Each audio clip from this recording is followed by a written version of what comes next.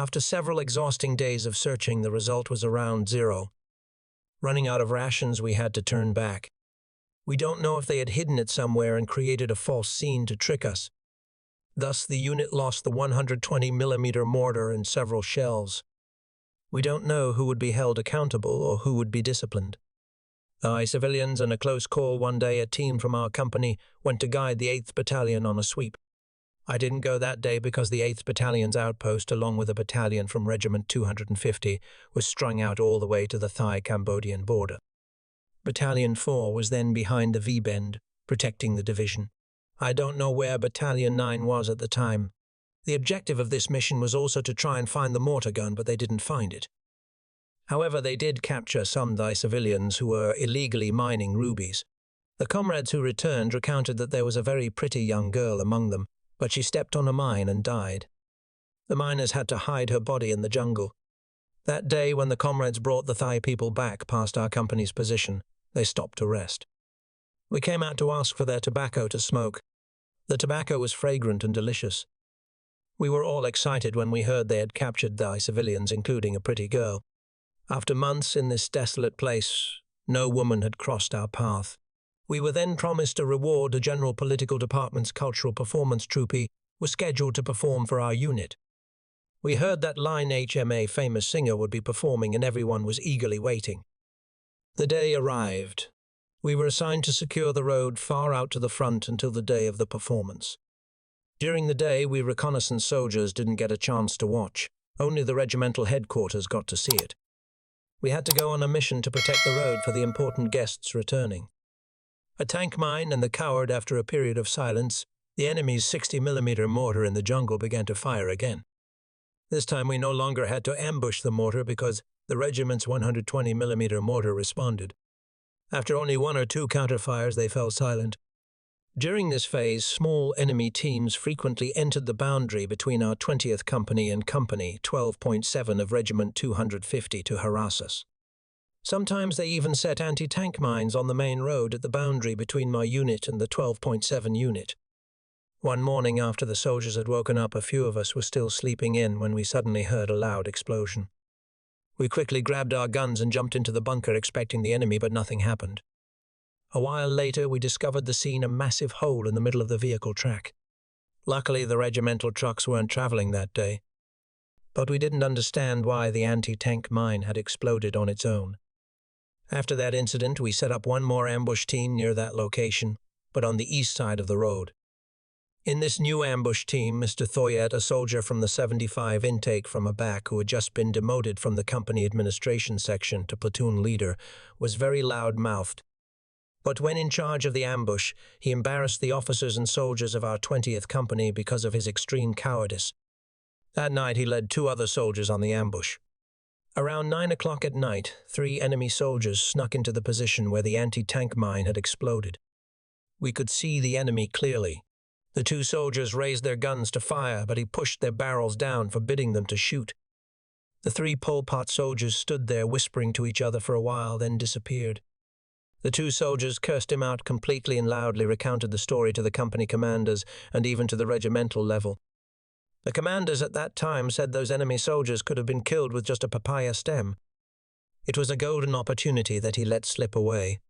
Later, he was sent to the hospital with malaria and disappeared, never returning to the unit. The name Thuet no longer existed in our 20th Company. Then once again the malaria girl saw I was handsome and came back, and this time she knocked me down. I had to spend a few days being treated at the unit, but it wasn't enough. My comrades had to carry me to the regimental medical station. This medical station was located about 1.5 to 2 kilometers from our 20th Company. I don't know how the officers of Company 24, the medical company, arranged their formation, but the patients were on the west side of the road and the medics were on the east side, and there was no guard at night.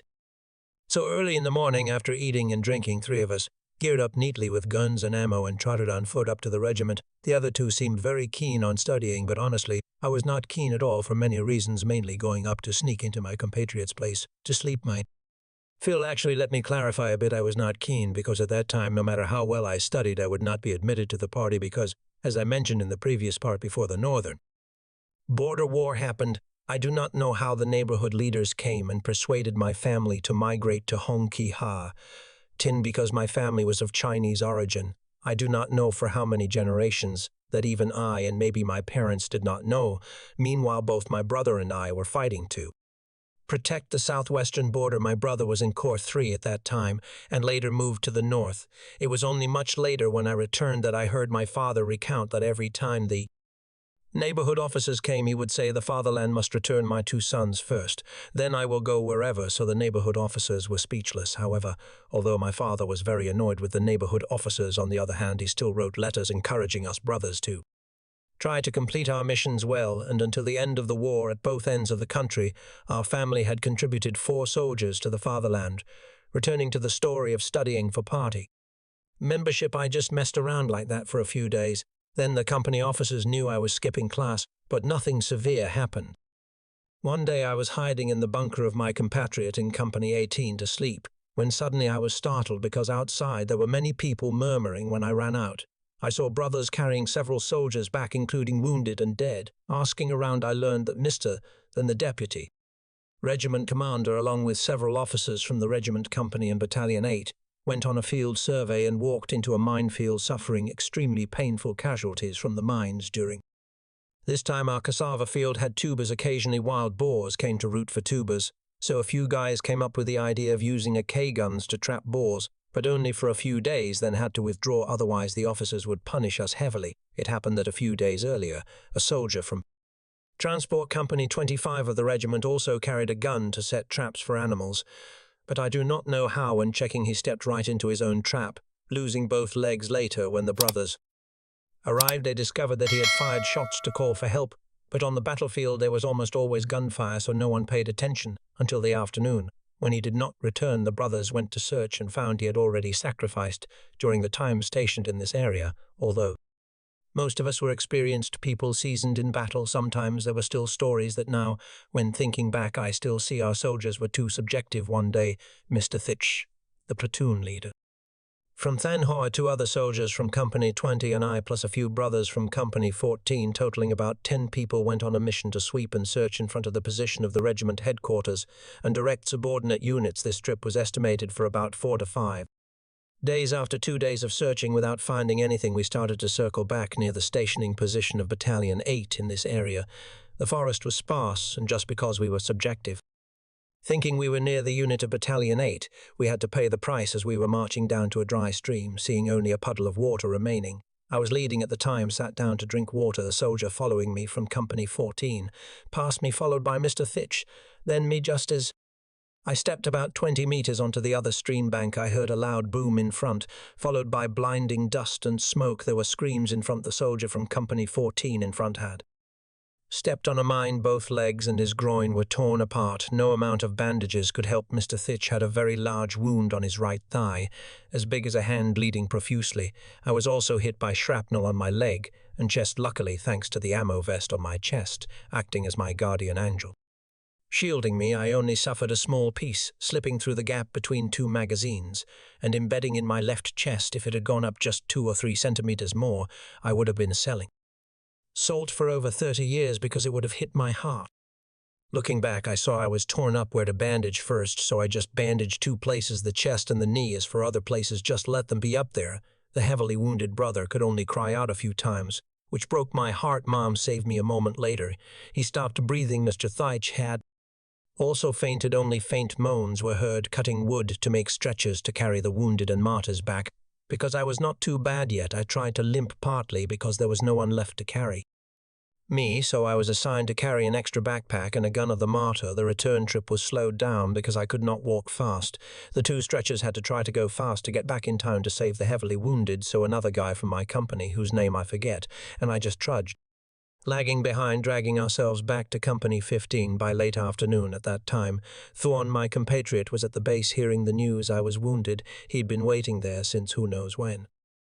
Seeing me, he rushed over, hugged me, and cried. From Company 15 back to the regiment headquarters, we had to cross a clearing, which had previously been leveled to make a helicopter landing pad. Several soldiers from Company 20, hearing I was walking behind, rushed up and carried me on their bus to the surgery station. The regiment truck was waiting, ready, transferring us straight to the Andong intersection. the division forward surgery station the next morning. All wounded soldiers, heavy and light, were transferred by an American Dodge truck to the division hospital at the V-shaped curve. I do not know how many kilometers the road from Ndong to the V-shaped curve was because it was the dry season. The road was not too bad. Lightly wounded soldiers lay on stretchers while heavy cases lay in hammocks tied very securely to the two sides of the truck at that time. Escorting us was only one male medic as the truck drove through vast dipterocarp forests, occasionally mixed with some old jungle on both sides of the road. We occasionally encountered artillery units of Regiment 55 holding positions, but few at that time on the ambulance truck. We felt very scared if we unfortunately met a pot ambush. We would all be gone without a survivor. Then suddenly I remembered the scene on Road 13 when an ambulance was hit by a pot B round, burning everything. In the afternoon, I do not know what time the truck carrying us arrived at the division hospital at the V-shaped curve. The brothers were taken by male medics. No female medics, like in other units, into a small separate house to check wounds again. Then all brothers were given injections and had their wounds cleaned. I do not know if the medic forgot or intentionally left a battlefield souvenir in my knee, so that until now every time I sit it bulges up into a lump, just like a marble, but it does not affect world peace because it has been faithful to me for over 30 years here. We were taken care of, ate, rested, bathed freely, so health gradually recovered. Usually sick soldiers were treated here a lot. I also met compatriot friends who were in other regiments and friends from training days. Through these brothers I learned that soldiers trained in the same unit as us had been taken out of combat quite a lot. The hospital at the V-shaped curve was near a big stream. Every afternoon we went to the stream to bathe and fish for a few minutes to add to the soup. I do not remember exactly how long I lay there for treatment. When stabilized, we were transferred by truck to Battambang City for convalescence out here. The number of hospitalized soldiers was even larger. We rested in a large room, but without sleeping platforms. We had to spread raincoats because there were no mats. Well, it was acceptable soldiers after all. Here we ate 3 meals a day and took medicine twice every afternoon. We crept out to the Sankey River in Battambang to bathe and wash with the Cambodian civilians. I must admit that Cambodian people, both men and women, used the sarong very skillfully. After bathing, soldiers did not return immediately, but sat on the bank watching Cambodian girls bathe, but could only see from the shoulders and the 2 calves. They covered up very carefully. Also here I met Hai from my neighborhood again, so the 2 of us were always together. One day I invited him to cross to the other side of the Sankey River to the east to pick star apples, because on that riverbank there were many star apple trees belonging to the headquarters of Military Region 7 or Division 7 stationed there. While the 2 of us were climbing like monkeys to pick fruit, suddenly a few Vietnamese female soldiers asked us for star apples, so Hai reached out to a branch over the river edge to pick for them. As for me, not because I was afraid of heights, but because busy serving the ladies he almost fell. Because the star apple branch broke, luckily he grabbed a nearby branch otherwise. Behind Battambang City there was a temporary market, and it seemed there was a small train station at that time. We also often went to that market to barter all sorts of things as long as the civilians used them. During the hospitalization time we were idle listening to rumors. A few of us went into abandoned houses in the city, probing the earthen floors to search for gold, just tapping wherever sounded hollow under the floor. We dug, then it only tired us out and we only got gold in our eyes. Then there was a film trapper coming to serve the soldiers, but on the other side of the river, so for those few nights we were all present. After eating and drinking, we dragged each other across the bridge to the other side of the river, passing a military police checkpoint full of soldiers. Cambodian civilians were not allowed in. I do not remember how long I convalesced there. I met Brother Hoa from neighborhood 2, a transport soldier of the division who had just returned from leave and was guarding the warehouse. He told me, "Get discharged. Take the opportunity to visit home." At that time I wanted to go home very much, but had no money. Hearing me say that, he said, "Okay, immediately, immediately. I'll still have a little." So from then on in my head I was brewing an intention to visit home. The day of discharge arrived early that morning. A Honga truck was waiting ready in front of the convalescence area. The list of discharged brothers was called, including me, so everyone got on the truck. Heading straight west about noon, the truck stopped and dropped us near the division hospital at the V-shaped curve area. The officers handed over soldiers' finance supplies and discharge papers to each other. At that time, we sat resting, waiting for trucks from the regiments to pick us up back to the unit, so my intention to visit home was extinguished immediately because the officers held the discharge papers and finance supplies, only handing them back to the soldiers when arriving at the unit. Fearing soldiers would desert, I do not remember how I wheedled, but the officer gave me back my hospital papers. But honestly, at that time, I no longer intended to visit home because there was no one to accompany me. That's what I thought, so I just decided to go back to Battambang to hang out with my friends who were undergoing treatment there. However, upon arriving, all plans changed when I met Mr. Thung, who was then the platoon leader of the 16th Company, a soldier from the 74 intake, and also my fellow townsman. I don't know if he was on leave or had been discharged. It was probably just some flimsy paperwork to make it legitimate, because to be discharged or go on leave, the division's vehicle should have come to pick him up carefully. Well, he invited me to return home. That was it. I immediately went to see Mr. Hoa of the 25th Transport Company to borrow some money.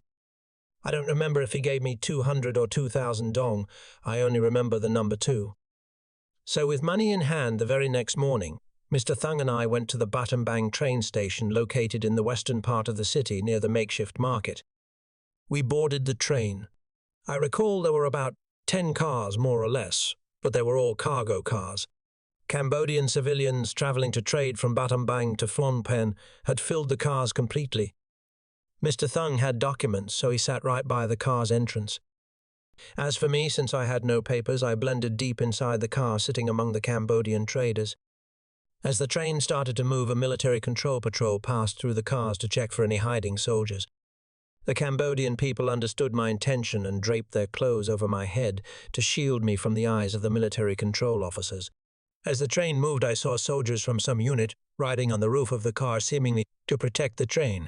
Who knows, perhaps it was Mr. Lee Hee of our own unit at that time. The train passed through villages and forests with no one in sight. Sitting on the train, I felt a sense of fear, thinking that if we were ambushed, we would surely die, and then neither my unit nor my family would ever know where I had perished in this country of Cambodia. But that was just a fleeting thought.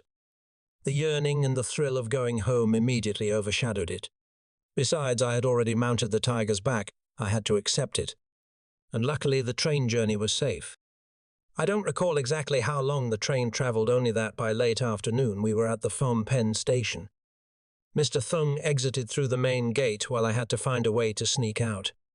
The two of us then wandered around Phnom Penh city. Around 8 o'clock in the evening, we managed to ask for directions to the Saigon Bridge.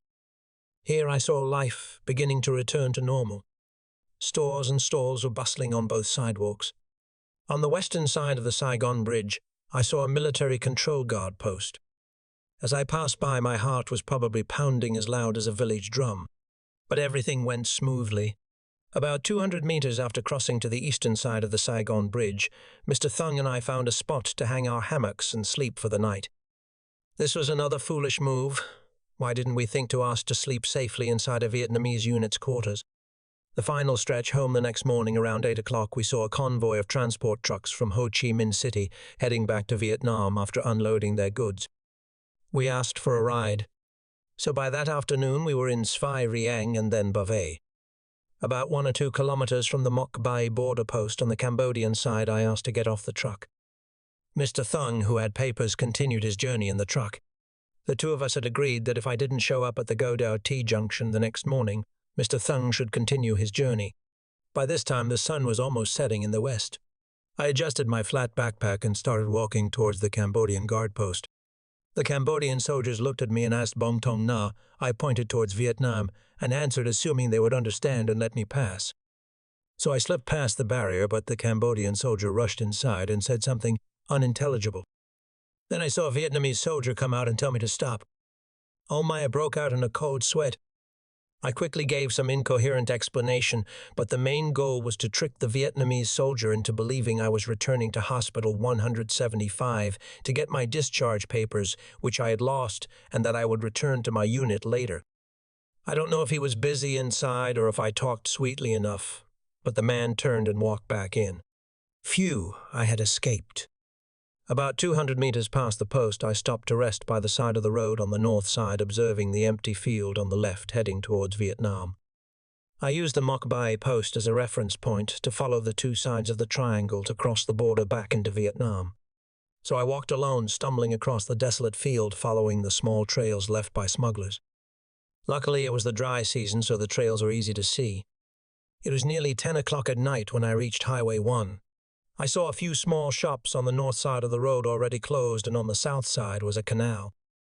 Luckily, I saw one shop that was cleaning up to close. It was a young couple. After enjoying a glass of sugarcane juice, I started chatting and suggested paying the husband to give me a ride to go dough on his bicycle. Just then I saw an armed police soldier heading home after finishing his duty at the post on the other side of the Go-Do Bridge. And it seemed he knew the shop owner. I saw the shop owner ask the police soldier to give me a ride, when I immediately hopped onto the back of his bicycle. The two of us soldiers talked casually as we rode. The night sky was full of stars, cool and comfortable. It had been nearly 2 years since I was back in the motherland. I was so happy the journey back home was almost complete. I only had 2 more obstacles to overcome: the military control checkpoint on the western side of the Go-Do Bridge in Tainan province, and 1 more checkpoint in the Trang Bang area. The two of us stopped for a moment to smoke. I was craving a cigarette and he offered me one. I don't know if it was Samick or 85 tobacco, but it was fragrant and delicious. It was then that I admitted to him that I was a patient and wanted to sneak home to visit my family for a bit. I also asked if there were any other military control checkpoints nearby. He told me there was 1 more station on the west side of the Go-Do Bridge, but he knew many people there. A moment later, the two of us arrived at the military control checkpoint. He went in, offered cigarettes, and chatted with the other soldiers while I stood outside holding the bicycle. He seemed to introduce me as his soldier who had finished his shift and was heading home with him. I passed the checkpoint without a hitch. About 100 meters after crossing to the eastern side of the Go-Do Bridge, he and I parted ways. He invited me to spend the night at his house, but I declined because I had an appointment with Mr. Thung. So the two of us said goodbye. When I had walked a short distance, he called me back and pressed a partially smoked packet of Samick cigarettes into my hand. I thanked him and parted ways. I arrived at the Go-Do T-junction to look for Mr. Thung as planned. After searching for a while, I found him. He was sleeping in a hammock under a porch right next to the road at the Go-Do T-junction. There were a few other hammocks belonging to smugglers and seemingly other soldiers too. Around 1 o'clock, a red bus drove by. The conductor shouted loudly, calling for passengers heading to Ho Chi Minh City. He and I immediately climbed onto the bus. I don't remember how long the distance or the time was, but the bus stopped at a military-controlled checkpoint with a bar across the road. Inside the post, I saw 2 military control soldiers. One soldier wearily stepped out to inspect the bus.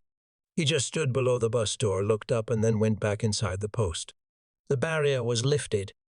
I let out a sigh of relief.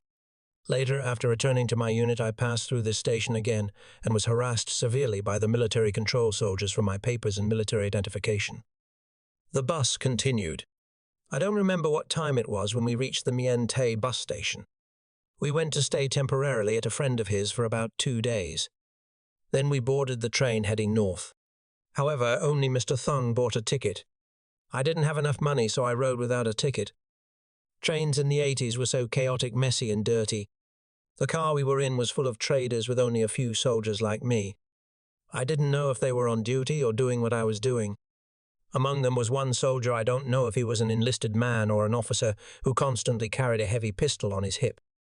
His face was beet red from alcohol.